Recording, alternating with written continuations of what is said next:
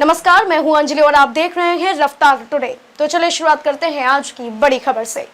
आग तो काफी पहले लग चुकी थी, अब भड़की। जाने कुकी बनाम मैतेई के बीच कैसे जला मणिपुर। पूर्वोत्तर में बीते कुछ दशकों में सामने आई सबसे भीषण जातीय हिंसा मणिपुर में हुई। 3 मई को भड़की हिंसा के बाद मणिपुर अब शांत नहीं हो पाया है। गृह मंत्री अमित शाह पहुंचे और मुद्दे को शांत कराने के प्रयास में लगे हैं। मणिपुर में हिंसा कोई आज की नहीं है। जानकारों की माने तो मणिपुर हिंसा के पीछे भू अधिकार, सांस्कृतिक प्रभुत्व। जानकारों की माने तो मणिपुर हिंसा के पीछे भू अधिकार, सांस्कृतिक प्रभुत्व और मादक पदार्थों की तस्करी का जटिल घालमेल है। मुख्य रूप से इम्फाल घाटी में रहने वाले मैतेई झड़पों के लिए कुकी आदिवासियों को दोषी ठहराते हैं। उनके अनुसार उनकी जड़ें अफीम की खेती, उग्रवाद और मैतेई को एसटी का दर्जा देने की मांग के विरोध से जुड़ी है। दूसरी ओर ज्यादातर पहाड़ी क्षेत्र में रहने वाले कुकी समुदाय का आरोप है कि मैतेई अनुसूचित जनजाति का दर्जा मांगकर उनकी जमीन हड़पने की कोशिश कर उनके अस्तित्व को ही खतरे में डाल रहे हैं। अफीम पर लगाम ने पैदा किया आक्रोश। वर्तमान में आदिवासी क्षेत्रों में परंपरागत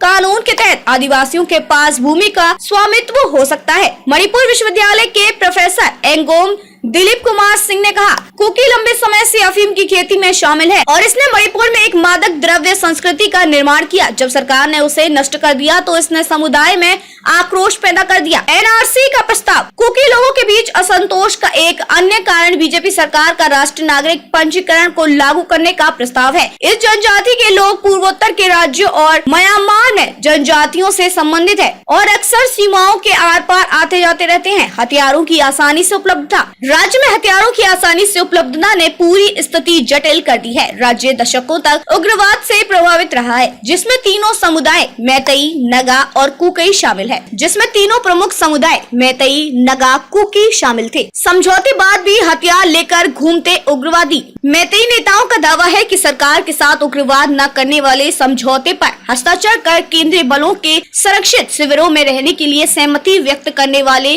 कुकी उग्रवादी हथियारों के साथ खुलेआम घूम रहे हैं।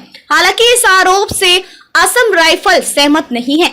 असम राइफल्स के एक वरिष्ठ अधिकारी ने कहा, एक शिविर में रहने वाले कम से कम 60% लोगों को हर समय वहां रहना होता है, जबकि शेष अधिकृत अवकाश पर बाहर रह सकते हैं। हथियारों को दोहरे ताले में रखा जाता है, जिसमें एक चाबी समूह के नेता के पास और दूसरी पुलिस के पास होती है। कुकी और मैतेई के बीच जमीनी मुद्दा। कुकियों को अतिक्रमित आरक्षित वन भूमि से हटाने का अभियान भी आदिवासियों को रास नहीं आया है। कुकी समुदाय से आने वाले एक सेवानिवृत्त नौकरशाह एस अथांग हाकोइक ने कहा कि भूमि की समस्या इस तथ्य से और जटिल हो जाती है कि मणिपुर की आबादी का लगभग 60% मैतेई समुदाय के हिस्से में और जटिल हो जाती है कि मणिपुर की आबादी का लगभग 60% मैतेई समुदाय के हिस्से में राज्य की लगभग 8% भूमि है, जो बेहद उपजाऊ इम्फाल घाटी में है।